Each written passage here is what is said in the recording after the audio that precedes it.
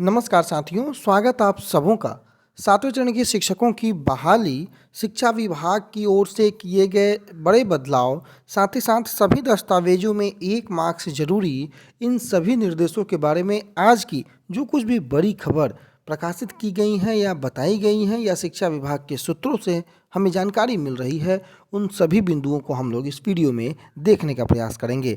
सबसे पहले अगर सातवें चरण की बात कर लें तो आपको पता है कि सातवें चरण में माध्यमिक, उच्च माध्यमिक और प्राथमिक तीनों की बहालियां होनी है और इसको लेकर के कल जो एस्टेट के अभ्यर्थी हैं यानी कि माध्यमिक और उच्च माध्यमिक के अभ्यर्थी हैं, उन्होंने एक प्रदर्शन आरजेडी कार्यालय के बाहर किया था और इस प्रदर्शन को पूरे राष्ट्रीय मीडिया ने भी कवर किया और पूरे देश में बिहार के माननीय शिक्षा मंत्री महोदय जो पहले से भी चर्चित थे रामचरितमानस पर अपने बयान को लेकर के एक बार फिर सुर्खियों में नजर आए।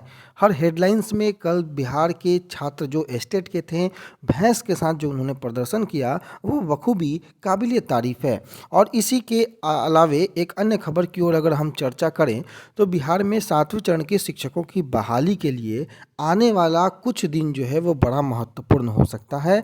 कारण क्या है कि लगातार जो शिक्षा विभाग के सूत्रों के हवाले से खबरें आ रही हैं कि शिक्षा विभाग को अब ज़्यादा देर नहीं कर पाएगा या ज़्यादा देर नहीं करना होगा नियमावली को देने में, क्योंकि आने वाले समय में बजट में जो प्रावधान करना है उसके लिए बजट सत्र का चलना बहुत आवश्यक है। और बजट सत्र चलेगा कब? जब सातवें चरण के शिक्षकों की बहाली को लेकर के सरकार कुछ गंभीर धरातल पर नजर आएगी। अदरवाइज केवल विपक्ष ही नहीं बल्कि सत्ता पक्ष में भी कई सुर ऐसे उठने शुरू हो गए हैं जो कि सरकार को घेरते नजर आएंगे। तो कुल मिलाकर ये बातें एक और दूसरी ओर शिक्षा विभाग ने जो बड़े बदलाव किए हैं, पहले भी मैंने आपको बताया था कि 80,000 जो शिक्षकों के फोल्डर में मेधा सूची नहीं यानी कि मेरिट लिस्ट नहीं है और निगरानी की जांच में ये खुलासा हुआ, सभी डीपीओ से जवाब तलब किया गया। और एक बात आप देख लें कि कोर्ट के आदेश पर मेधा सूची से करना था बहाल, शिक्षकों के अंकों का मिलान करना था और सबसे अधिक जो मामला निकल कर आया है वो सिवान, सुपौल, अररिया, नवादा में मेरिट लिस्ट गायब नजर आई है। अब 3700 फोल्डर मुजफ्फरपुर जिले में है बिना मेधा सूची वाले। 9 साल से ये फर्जी शिक्षकों की जो बहाली है उसकी जांच चल रही है। अब एक निर्देश जो है प्राथमिक शिक्षा निदेशक ने दिया है कि सभी रिकॉर्ड में एक समान अंक होने चाहिए, यानी कि सभी दस्तावेज जो आपके हैं उसमें एक ही अंक होने चाहिए। उसमें फेर बदल करके अगर होगा तो आप फर्जी शिक्षक की गिनती में आ जाएंगे। तो जिन लोगों ने अपने अपने दस्तावेज को अभी चेक नहीं किया है, आप आज ही चेक करें और वहाँ पर देखें कि क्या आपके दस्तावेजों में एक समान अंक है या नहीं है, या आपके दस्तावेज में भी वो गलती है। प्राथमिक शिक्षा निदेशक ने ये निर्देश दिया कि जिन फोल्डर में मेधा सूची नहीं है उन शिक्षकों की बहाली को लेकर दिए गए आवेदन, नियोजित शिक्षक विवरणी, नियोजित पत्र, कार्यवाही पंजी, काउंसलिंग पंजी समेत अन्य कागजात के अंक से मिलान होगा और अगर सभी में एक समान अंक होगा तो बहाली सही मानी जाएगी। और इसके तहत डीपीओ जांच करेंगे कि फोल्डर में शिक्षक का हस्ताक्षर युक्त आवेदन प्रपत्र उपलब्ध जो कराया गया है उसमें वही अंक है या नहीं जो नियोजन के समय अंक पत्र दिया गया। इसके अलावा डीपीओ सत्यापित और प्रमाणित कर उपलब्ध कराए गए जो आवेदन पंजी हैं वही अंक अगर होगा तब जाकर के ये प्रक्रिया आगे सुगम रूप से चल सकेगी। तो कुल मिलाकर 80,000 से अधिक शिक्षकों के सर्टिफिकेट फोल्डर से मेधा सूची गायब है और ये दर्शाता है कि इतने संख्या में अगर फर्जी शिक्षकों की सूची होती है तो बिहार में न जाने क्या स्थिति शिक्षा व्यवस्था का आने वाले समय में होने वाला है, इसका मालिक भगवान ही होगा।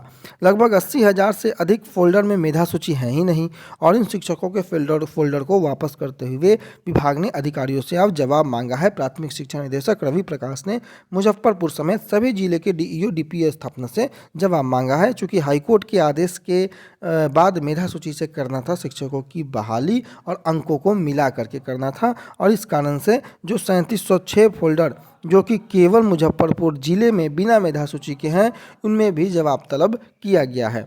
अन्य खबरों की ओर अगर हम चले तो शिक्षा विभाग ने एक बड़ा बदलाव कर दिया है। माध्यमिक और उच्च माध्यमिक में शिक्षक जो है वो 4 वर्ष के अनुभव पर ही अब प्रधानाध्यापक बन सकेंगे।